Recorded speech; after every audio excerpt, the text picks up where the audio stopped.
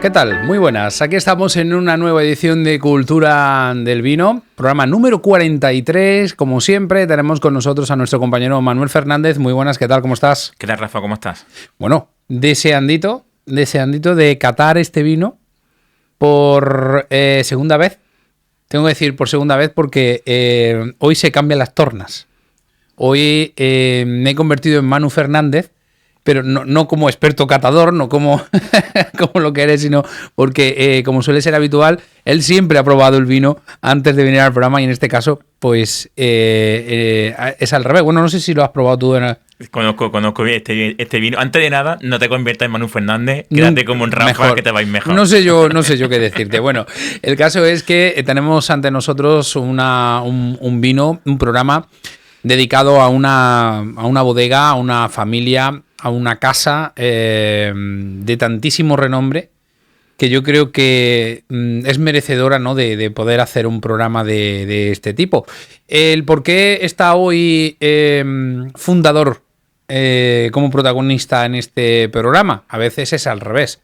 A veces no siempre es al revés cuando Manu pues visita los sitios y viene, nos habla, nos trae imágenes de allá donde está, y en este caso es al revés. Tuve la oportunidad hace un par de semanas de estar en Jerez de la Frontera y bueno, una de las visitas de las que pude disfrutar fue precisamente a Fundador y descubrir pues más que una familia, más que un vino o varios vinos o licores, descubrir toda una historia. Es impresionante. Es que Fundador perteneció en su momento a la bodega de Pedro Domecq. De la familia Domecq, el apellido ya te está diciendo que es parte emblemática de la historia de Andalucía. Y luego aparte una tierra como Jerez, que todavía no hemos hablado de Jerez. Y fíjate que vamos a empezar Jerez, digamos, por el tejado. La casa por el tejado. Sí, porque vamos a hablar de brandy y vamos a hablar de vinos dulces, pero no del Pedro Ximénez, sino de otra tipología de vinos dulces. Pero bueno, antes de nada, me voy a convertir en Rafa. Muy bien. ¿Qué tal tu experiencia? No te lo recomiendo. Bueno. ¿Qué tal tu experiencia en Jerez? Cuéntame. Muy bien, muy bien. La verdad es que sí, que Jerez es una ciudad, yo ya la conocía, pero es una ciudad que se respira vino y caballo por todos sitios. O sea, se ve que su riqueza, su cultura nace o surge de ahí, o sea, principalmente. Y donde el vino lleva arraigado muchísimo tiempo. O sea, que Jerez es una zona, una ciudad, un pueblo, llamámoslo como queramos, con una antigüedad, porque la tiene, ¿no? Pero que sus años abrazados a la parte del vino, obviamente es increíble. Y luego hay una historia que yo creo que es merece nuestra audiencia conocerla, y es como pasamos de estar aquí arriba a tener que reinventarte una y otra vez, encontrar la luz del camino sin querer, con un problema y darle una solución. Yo creo que esta historia, creo que nuestra audiencia se la merece, y la bodega, pues acostumbrado pues a ver bodegas más pequeñitas. También hemos visto alguna grande y tal en nuestro programa, pero obviamente esto es una bestia. Esto es que tenemos las grandes bodegas. Posiblemente una de las más grandes de España, ¿puede ser? De España, González Vías también está allí, Real Tesoro también está allí. Yo es que tuve 5 años la suerte de estar viviendo en Jerez. Uh-huh. De hecho, mi mujer es jerezana.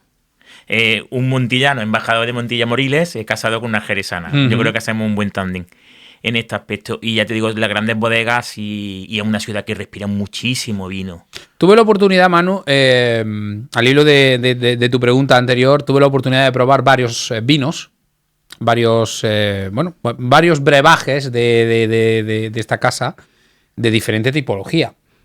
Porque hoy lo que traemos aquí creo que es un amontillado. No, esto es un vino dulce. Vino dulce. Pero no es el Pedro Ximénez nuestro. Esto es una tipología de vinos dulces que es mezcla de un vino de Jerez seco, en este caso lo que es un amontillado, uh-huh, al que se le añade Pedro Ximénez para convertirlo en dulce.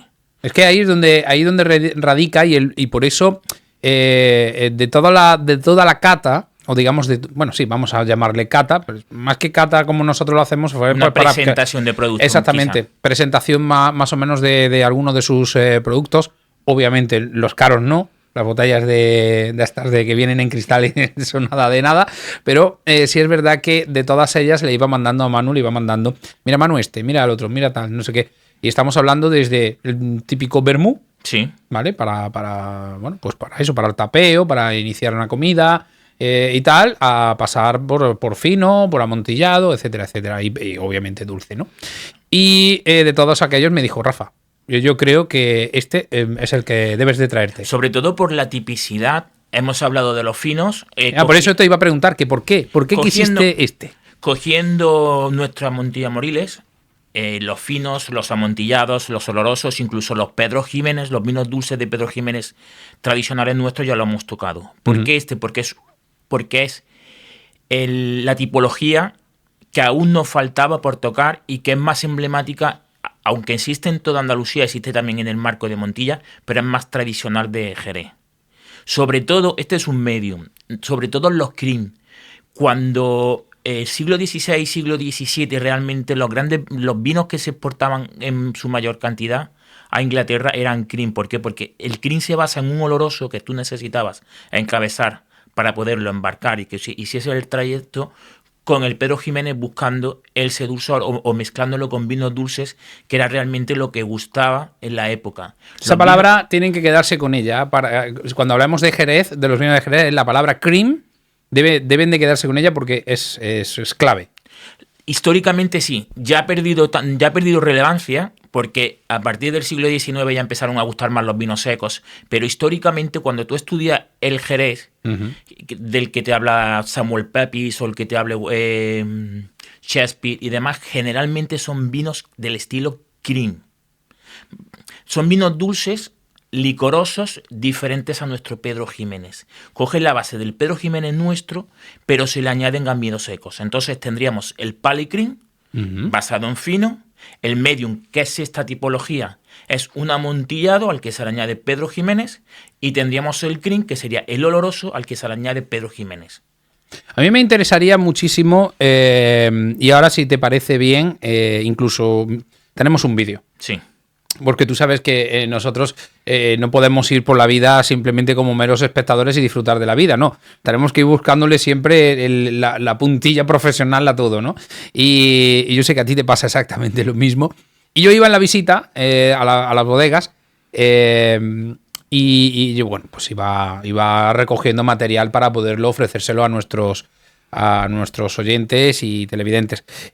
A través de la radio va a ser, bueno, vamos a tener que ir explicando lo que vamos a ir viendo. En un momento dado, si ves qué tal, me dices si paro, pero bueno, yo creo que no, que tiene la grabación tiempo suficiente para ir hablando un poco y los sitios que sean comunes, pues para hablar de alguna cosita y alguna anécdota, que yo creo que es muy interesante que sepan de dónde viene la palabra brandy, de dónde viene el brandy, porque es una de esas meteduras, más que una metedura de pata, es que te quedas un poco colgado con un producto y no sabes qué hacer con él. Claro. Y posiblemente, ahora lo explicaremos porque yo creo que la historia, si la sabe Manu, es muy interesante. Lo que sí tendríamos que explicar antes es que Fundador es una marca y Harvey's es otra marca diferente. Aunque vamos a hablar de dos productos basados en la zona de Jerez, pero dos productos muy diferentes y dos marcas diferentes. Porque esta casa cayó, digamos, de alguna manera y tuvo que venir, de ahí es donde viene esa relación del vino de Jerez, o mejor dicho, Jerez, con las Islas Británicas. Hay un detalle muy importante. Claro, es que Harvey's eran de Bristol. Y se asienta. Pero claro, hubo muchos comerciantes ingleses, pero pasa también en Burdeos, pasa también en Oporto, que se asientan como comerciantes en la zona de Jerez.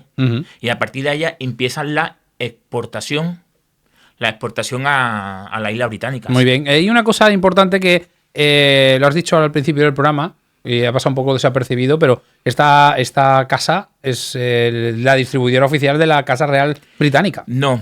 Es la única marca española que son distribuidoras y de sello oficial hacia la Casa Británica. Casa Real. Casa Real Británica, y que ya se inicia en el siglo XVIII. Muy interesante. ¿Te parece que vayamos viendo el Este material que van a ir viendo también las personas que nos siguen a través de nuestras redes sociales es unos recursos que hemos extraído de esa visita, y yo creo, pasamos por diferentes bodegas, vamos a ver cosas muy bonitas, muy chulas, porque tiene mucha historia esta bodega y son muchas las personas que han pasado. Bueno, pues lo primero que al entrar te encuentras con unos jardines preciosos. Parece que estás entrando en una fábrica de moneda, porque tiene su seguridad. Fíjate que ya tiene aquí viñedo. Sí, viñedo. Aquí tenemos, por ejemplo, que estamos viendo, fundador, 150 años. Es el primer brandy. Es el primer brandy de la denominación de origen de brandy de Jerez. Brandy de Jerez es la única denominación de origen de brandys que existe en España. Aunque se produzca brandy en la zona de Montilla Moriles, en el condado de Huelva, en la zona de La Mancha, que mucha destilería viene de la zona de La Mancha, la única denominación de origen como tal es Jerez, con una peculiaridad que le diferencia de Cognac y de Armagnac, que son las dos principales. Ahora vamos a hablar también de por qué el Cognac es Cognac y el brandy, aparece el brandy. Nos contaron que el Cognac español, y llegaron los británicos o los franceses y dijeron, oye, esto que de Cognac, claro, pasa. Es la misma historia que con el champán español, no champán. A ver, Cognac es una ciudad que está en el Charentais, la zona al norte en la costa, muy cercana a la costa atlántica, un poquito más al norte de Burdeos, y como tal es una denominación de origen, en francés apelación de origen controlada, que se destaca por la producción de brandy. Brandy sería el genérico.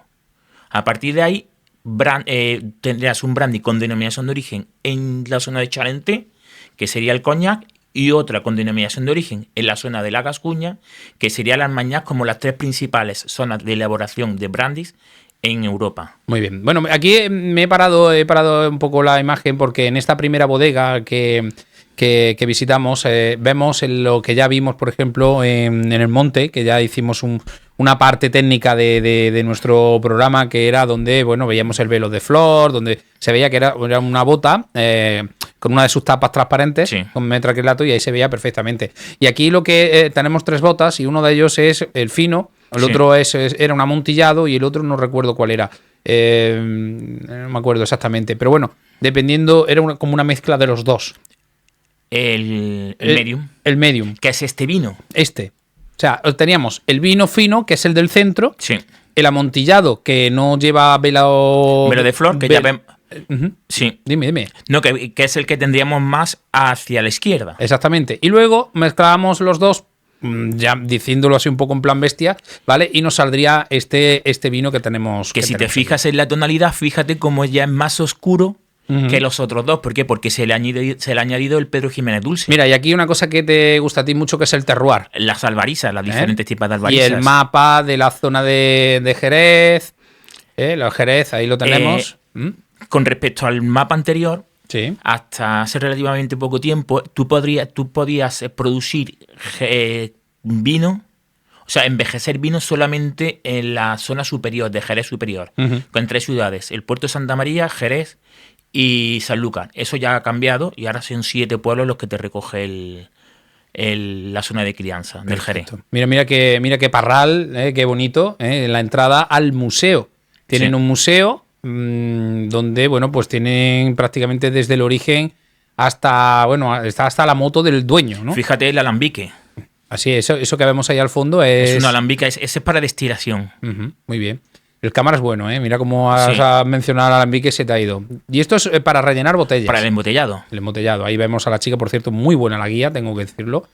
Y hablando pues de los orígenes desde el 1866. Surge realmente en el 1870 por una partida que se queda, una partida de holandas que se había encargado, pero se queda sin comercializar. Y con el tiempo... Según nos comentó la chica, nos comentó que le encargaron de Holanda para hacer sus licores, un tipo de licor que es que el último que queda de las diferentes prensadas que hay de la uva, igual que el aceite, ¿vale? Igual que la aceituna, pues el último que queda es de color transparente, y ese se suele utilizar o se lo compraban a la bodega pues para hacer otro tipo de licores, ¿no? Sí. Y ese es, según nos comentó la chica, Holanda llegó, o quien fuera de Holanda, y le llegó a la bodega y le dijo, quiero 500 botas. Efectivamente. O sea, eso es una bodega entera. O sea, 500 botas. Y voy a pagar lo que haga falta. Porque le dijeron, esto va a costar un dinero. Y le dijo, me da igual. Echaron ese alcohol, lo echaron obviamente en barricas ya viejas, de las que suelen retirar a los 100 años y tal. Y cuando le pasaron la factura a los holandeses le dijeron que no pagaban. Y dijo, bueno, ¿y ahora qué hacemos? Bueno, pues nada, meterlas ahí en una bodega, y ahí lo tuvieron un montón de tiempo. Según nos comentaron, como 4 o 5 años. Sí. Y a los 4 o 5 años dijeron, ¿qué hacemos con esto? Vamos a probar a ver qué hay dentro. Sí. Y se encontraron con el brandy. De hecho, bueno, tendríamos que ver el tema de la destilación. El tema de la destilación... Esa es la historia que cuentan Claro, el brandy como tal surge en el siglo, o sea, en el 1870, 75 creo que fue cuando pasa la anécdota esta, pero hay que entender que la destilación es muchísimo anterior. La destilación llega realmente con los árabes y es, digamos, la salvaguarda del viñedo andaluz. ¿Por qué los árabes, aunque parezca que no arrancan viñedo? Porque necesitaban esa destilación para sacar sobre todo alcohol. ¿Por qué? Porque lo necesitaban para dos industrias que eran fundamentales para ellos, que eran los medicamentos y los perfumes. Claro. A partir de ahí, Holanda, ya en el siglo XVI, XVII, empieza a... Bueno, tienen prácticamente la comercialización de toda la costa atlántica de la viticultura. De hecho, coñac también es mucho gracias a los holandeses, que lo que hacían era destilar los vinos, primero para poderlos embarcar y transportar más fáciles, y segundo porque eran vinos que como tal no tenían una calidad excesiva y los destilaban para conseguir un producto aún mejor. Muy bien. Vamos a seguir viendo el paseo por el museo. Por ejemplo, aquí vemos esto ya estamos hablando de la época de la publicidad. Este es la mascota de Fundador. Y aquí vemos, pues, obviamente, pues más partes de... Mira, tenemos aquí un caldero. Un caldero. Aquí vemos, bueno, un poquito de lo que son la típica uva con las cepas y tal. Es grandísimo el museo, ¿eh? Tenemos que reconocer que estuvimos allí bastante rato. Y aquí, esta botellita que tenemos aquí, tiene el precio de, creo que nos dijo, de en torno a 1.800 euros, solamente hay 80 botellas o así, nos comentaron. Y luego, pues aquí tenemos más productos de ellos, serán pues históricos, porque supongo que, bueno, estaban ahí expuestos. Y otra cosa muy importante que nos comentaron, Manu, es sobre todo el tema, no sé si recordarán los más mayores del lugar, como se suele decir. Fundador había unos discos de 45 revoluciones, creo que era, que venía una canción y al final venía la publicidad. Y si al final venía, digamos como que sorteaban algo. Y venía al final de la pista, venía si te había tocado o no. Tenías que escuchar la canción de Fundador y venía la musiquilla de Fundador y tal. Y bueno, pues hay artistas de todo tipo. Hemos visto las damas juanas también. Ahí vemos, por ejemplo, esta de 1874. Y luego después un poco viendo pues quién ha pasado por las diferentes personalidades que han pasado por la bodega. Y luego un apartado aquí, que como hemos dicho, Jerez es una parte... otra de las cosas importantes que tiene es la parte del caballo y obviamente Domecq. También la familia Domecq va muy ligada al caballo y estamos viendo ahí Terry. Terry, que es la marca económica de ellos, más aunque ¿cuántos millones de litros se vendía en su momento de Terry? Madre mía. Y como vemos, obviamente el logotipo de Terry pues es una chica montada en un caballo. Fíjate la utilización de la palabra coñac, hasta que realmente cuando ya entra la denominación de origen, que entran a principios de siglo XX, en el 1900, creo que la primera apelación de origen es del 10 o del 15 en Francia con respecto a vino. Como ya empiezan a prohibir, ya no se puede etiquetar como coñac español. Sí. Es brandy. Ahí hablaban de una anécdota, era que cuando llegaban los barcos, cuando llegaban con el tema del brandy, con el coñac, cuando empezaron con el tema de la prohibición de llamarle a todo coñac y tal, pues luego estamos viendo también una serie de artilugios de viñedo y de fabricación de vino y tal, donde decían que el producto que venía, que iban a mandar allí a Holanda. Mira, y aquí es donde vemos el torno para paisar la uva y toda la historia, para que exactamente. El nombre que le ponían los holandeses era como Brian, no sé qué, era un nombre muy raro. Entonces, claro, en Cádiz y en Andalucía tú sabes que tendemos a cortar de ahí, y de ahí dice que salió el brandy, la palabra brandy. Que además está relacionado con la palabra whisky. Al final no deja de ser una traducción de agua de vida, el Brandenburg, Exactamente. el Brandenburg holandés, Exactamente. que luego la traducción nuestra es como brandy, pero realmente no deja de ser un agua de vida. Ahí vemos más embotelladoras. O lavadora, ¿no? Era una lavadora donde lavan las botellas, porque recordar que antes el vidrio era retornable. Y estamos llegando ya al final de... Este es lo mismo, lo que hemos visto anteriormente, la prensa, donde el vino tal.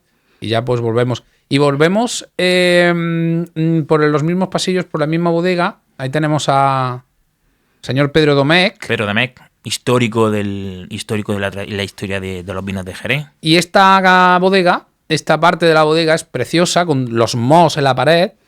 Las levaduras, todo. Dicen que no se puede blanquear, no se puede... O sea, la instalación eléctrica es la misma que se puso el primer día. No se ha tocado nada. De hecho, los cables van aéreos y tal. Todo para no perder esa esencia.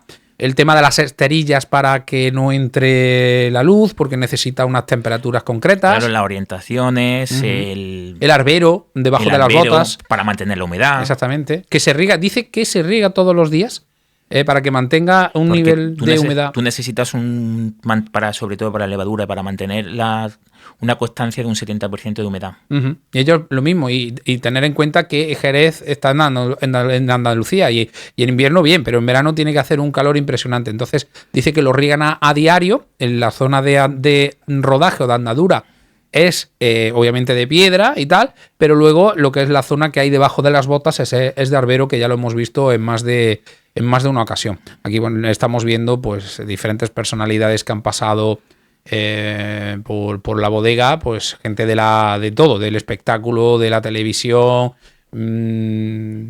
Estamos ahí viendo Francisco, mira, el cantante Francisco, Manolete, no sabemos si será Pilar, duquesa de Badajoz, también, mira, Cayetana de Alba. Esta ya es la zona VIP.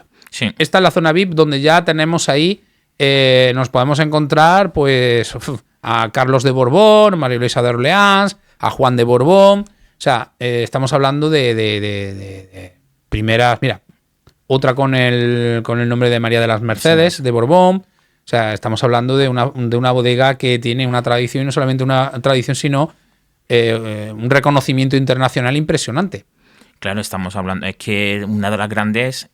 dentro de una tierra emblemática dentro del mundo del vino, y que han sabido comercializar como nadie y utilizar los recursos que tenían de la tierra como en muy pocos sitios. Ahí tenemos a Lola Flores, por ejemplo. Tuve la ocasión de visitar el museo de Lola Flores. Y bueno, ahí tenemos más imágenes de... En definitiva, una de las visitas, importantes que hemos hecho en nuestro programa, y que hemos querido compartir con vosotros el estar allí. Y bueno, pues ya es parte de ya está la zona comercial y todo eso. De todas formas, en Jerez tenemos que entrar más a saco. Sí, con más detenimiento, porque la historia de Jerez que es... Y aparte he visto cosas, por ejemplo, la clasificación de Boss y de Bors, los vinos que tienen más de 20 Boss, los vinos que tienen más de 30 años son Bors, y entra incluso en el tema de las destilaciones, entra... Pero ¿qué te parece si le metemos manos ya aquí a este vino, que ya lo tenemos ahí en primer plano? Es un vino, como ya hemos dicho, que elegimos dentro de la digamos, de la carta, ¿no?, de productos que pudimos catar, o que pude catar allí, y que Manu pues eligió. Que dijo, bueno, pues vamos a llevar al programa este vino. ¿Qué podemos hablar de este vino? Ahora veis otra de las casas históricas de Jerez. Y hemos hablado de los vinos dulces, hemos hablado de los vinos de las vendimias tardías, de las selecciones de granos nobles, cuando estuvimos en Riesling, cuando estuvimos hablando de la Viognier, y nos faltaba esta tipología que es de la zona de Andalucía, y sobre todo de Jerez, que al final no dejan de ser enriquecimiento con vino dulce de un vino seco. En este caso, ¿qué tenemos? Tenemos un vino de tipología amontillado, al cual le añades Pedro Jiménez dulce para dar dulzor. Yo creo que podemos ir abriéndolo. Venga, vamos allá. Vamos a Vamos a presentar esta magnífica botella. Un poquito, a ver, vamos a echarla que se vea bien. Es una botella que a priori, bueno, no es estas típicas botellas que están tan de moda ahora, alargadas, finas y tal. Estamos con una botella, yo creo, clásica, ¿no? Esto es la típica botella clásica de Jerez, de rosca. No vamos a encontrar un vino excesivamente dulce, sino esto es un medio. Semidulce, para que no... Bueno, hoy no me vas a sorprender, porque ya lo conozco, pero sí, la verdad que es un vino que a mí me llamó la atención. Y bueno, pues lo primero que podemos ver a primer simple golpe de vista es, dentro de lo que es amontillado, lo que estamos acostumbrados, yo no lo había visto así, este color. Claro, porque le estás añadiendo, piensa en el Pedro Ximénez, claro. Son vinos que tienen mucha capa, o sea, mucho color, y le estás añadiendo ese Pedro Ximénez que le está dando estas notas de, yo diría, un ámbar, un caoba. Sí, es un tipo, si me permiten, un color a... Oro viejo. Un oro viejo, sí. Sí, oro viejo, ámbar, un color muy bonito, es un color muy, muy elegante. Incluso un poquito de cobre. Hablando del Wine Spirit, la tipología, el sistema de cata, en principio el vino está blanco, o sea, está limpio, perdón, es brillante. Uf, cómo huele. Con el color que caoba. A Pedro Ximénez se nota de lejos, ¿eh?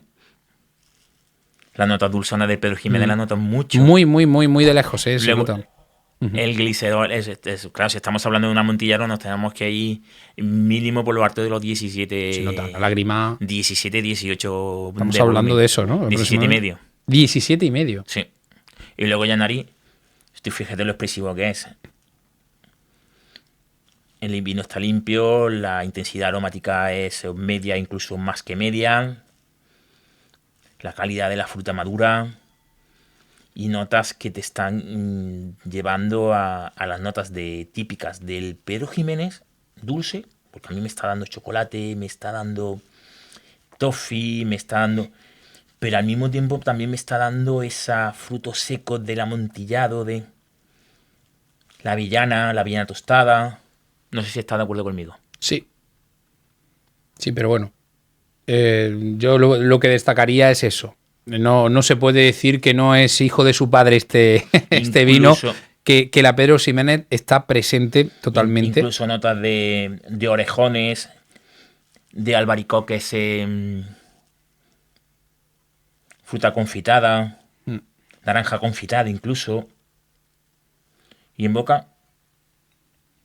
Pues mira, al decir el tema de naranja confitada, es el que posiblemente el aroma que más me ha llamado la atención en mi olfato. ¿Recuerdas la fruta que le ponen a los roscones de Reyes?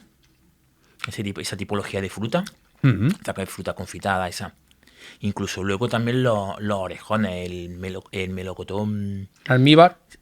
No. ¿Sabes lo que es el orejón? Sí, sé lo que son los orejones. Pues a mí me recuerda el orejón. Y luego en boca... El alcohol se nota. El alcohol se nota, pero sobre todo vamos a empezar desde...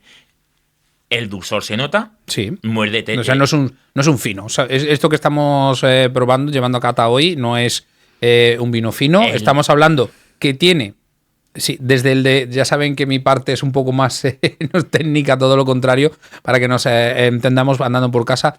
Tiene ese primer golpe como si fuera un fino, pero sí, obviamente tiene ese dulzor camuflado, ¿no? De la Pedro Ximénez. Pero camuflado... ¿Dónde notamos el dulzor? Muérdete la punta de la lengua.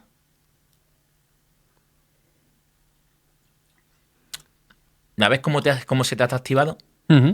Ahí tiene el dulzor. No es un dulzor excesivo porque no es un vino dulce. No es dulce, no es un vino dulce. Totalmente dulce, es un vino semidulce. Un vino que tiene esa parte sequedad de los vinos de Jerez, o sea, de los vinos generosos. Llámalo oloroso, fino, que son los vinos junto con los espumosos, los vinos más secos, en grado de azúcar terminado. Sí, seco es. Pero luego tiene esa parte del dulzor que has conseguido con el Pedro Ximénez. Entonces, no es un vino totalmente dulce, pero sí es dulce, te lo está notando en la punta de la lengua. Sí. Y luego también la acidez. La acidez se nota en los laterales. En los laterales de la lengua, se nota muchísimo. Y el volumen de alcohol, Sí, fíjate sí. cómo se va botando el volumen de alcohol. Ujú. Y luego en la retronasal, cómo te vuelven otra vez a surgir esas notas de avellanas, esas notas de fruta confitada, de frutos secos, de fruta seca, Sí. que ya habíamos notado en nariz. Es un producto, es un vino. Me van a perdonar por el término producto. Es un vino que, bueno, en una presentación clásica puede parecer que, bueno, pues dice, bueno, pues es un tal, pero es un vino complejo, un vino muy elaborado, un vino con muchísimos matices, con muchísimos aromas, con mucho cuerpo. Sí. ¿Con qué maridamos esto? ¿Con qué acompañaríamos? Buena pregunta. Yo no me lo llevaría a un dulce, a un plato dulce, o sea, a un postre. ¿Se negaría el vino con el dulce? Sí. Pero esto yo no lo acompañaría con postre tampoco. A mí no me apetece tomarme un postre con esto. Aunque sea un vino semidulce, pero no lo tomaría. No. No, porque o a no ser que sea un postre que no sea excesivamente, o sea, con un plato dulce que no sea excesivamente dulce. Porque Iríamos a un primero. quizá a lo mejor algo de consomé, algo de ese tipo de... Más que a postre, más que incluso a un entrante. O un- A mí me pide un primero. Me pide un primero, pero de eso, de tipo cuchara, Sí. tipo... Sí, yo me lo llevé a un primero. De todas maneras, el fundador, esta bodega tiene una línea de vinos impresionante. Puedes empezar con el tapeo, con los entrantes, puedes empezar con el típico, eso que conocemos como vermut, Sí. que está muy bueno. Rodajita de naranja y un cubito de hielo. Lo mueves un poquito, que la naranja suelte y está buenísimo. Muy suave para poder, pues eso, para tener el entrante y tal. Y luego después este vino, creo que para un primero, para arrancar con un primero consistente. O incluso un foie. Sí, O sea, podríamos utilizar los franceses, los vinos sobre todo de botrytis, de podredumbre, que ya hemos hablado de ellos, lo utilizan al principio del menú degustación. No lo utilizan al final. Un foie, unas tarrinas, entraría en un tipo de entrante, pero un entrante tipo graso, ¿no? Sí, aquí necesita un poquito de grasa. Ujú. Sí, porque si no el vino se va a llevar cualquier... Pero incluso con jamón ibérico, Por ejemplo, por ejemplo. un jamón de los que se agarra. De los que- Jamón ibérico. Y un queso bien curado. Ujú. No, de todas formas tiene el maridaje es complejo, pero se le puede ir buscando productos. Yo tengo que decir que este vino ya un poco... no, es que ya saben que muchas veces jugamos con ventaja. Y en este caso, obviamente, en la misma bodega, cuando termina el recorrido y tal, viene la cata, o digamos, la muestra de producto junto con la comida, ¿no? que va incluida. Y obviamente este vino iba con un primero.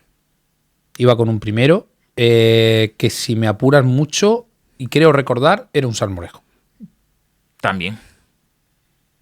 Es una cuchara, lleva su jamón, ¿vale? Estamos hablando de algo pesadete y yo creo que es lo que le pesa. O sea, pesadete en el sentido que lleva consistencia, que no es un pescadito, no es una carne blanca, no. Estamos hablando de algo de cuchara y se acompañó con un salmorejo, con un buen jamón, tengo que decirlo. Que muchas veces los restaurantes te echan piquitos de jamón de...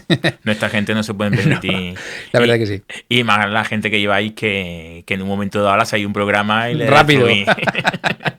Bueno, pues esperemos que les haya gustado el programa de hoy. Nosotros lo hemos hecho, como siempre, con muchísimo cariño y, por supuesto, obviamente, ahora es el primer programa que me siento pues como Manu Fernández, ¿no? Cuando viene de la bodega y viene a contarnos la historia. La verdad que muchas de las cosas, obviamente, pues él las conoce, pero sí es verdad que si algún día van a Jerez, yo les recomiendo, igual que Manu, que se cojan una rutita por bodegas. Pero bodegas, yo empezaría por Fundador. Yo les recomiendo ir a Jerez. A Jerez. En general. Además, de hecho, no están muy lejos unas de otras. No. Y las bodegas, por supuesto, pero me va a permitir una... Yo te permito a estas alturas de la vida lo que tú quieras del programa. Sí, si los oyentes van por Jerez, por favor, ir a la Plaza Rafael Rivero. Y eso me lo dices ahora. Me lo podías haber dicho cuando... ¿Para qué? ¿Para qué? ¿Para qué? Es broma. Para vivir realmente. Y ahora viene una fecha muy chula para ir a Jerez. Por las zambombadas. Por las zambomba. Y yo en la Plaza Rivero, o sea, es verdad que a mí cuando me decían, Manu, ¿tú has trabajado en Jerez? Digo, no, yo trabajo en la Plaza Rivero. Son 5 restaurantes, son tabancos. En aquel momento me podía permitir el lujo de seleccionar un poco los sitios donde... Di lo que es tabanco, porque yo cuando llegué allí veo tabanco por todos sitios y en principio, hasta que me lo comentaron, pues me estaba como digo, no sé lo que es. Los tabancos son los bares tradicionales de vinos que tienen algo de cocina muy típica, muy tradicional, pero sin llegar a ser un restaurante. Pero sí es verdad que es muy emblemático en la ciudad de... Y tiene que tener obviamente su tabladito. ¿O no? O no, bueno. Pero bueno, generalmente... Los tradicionales sí. Pero yo en la Plaza Rivero son muy chiquititos, sobre todo en la parte de fuera, en lo que es la plaza, que sacan sus mesas afuera y demás. Y el sitio espectacular. Es muy chiquitito, muy coqueto, pero está muy bonito. Para mí me gusta mucho. Lo decíamos al principio del programa, Jerez es vino, es caballos, pero obviamente no puede faltar el flamenco porque de allí ha nacido la más grande. Bueno, la más grande es de allí de al lado, de Chipiona, que es nuestra Rocío Jurado, pero bueno, la faraona nació en Jerez de la Frontera y obviamente el flamenco, ese trinomio hace de Jerez, Jerez de la Frontera hace un espectáculo de ciudad. Y ya les digo, si pueden, acérquense, visiten, péguense un fin de semana. Sí. Disfruten de la gente de Jerez. De Jerez, que es Musala. Que tiene mucho arte. Mucho arte y Musala. Y es muy buena gente. Musala. Pues por la gente de Jerez y por la gente de Fundador. Rafa. Hasta la semana que viene.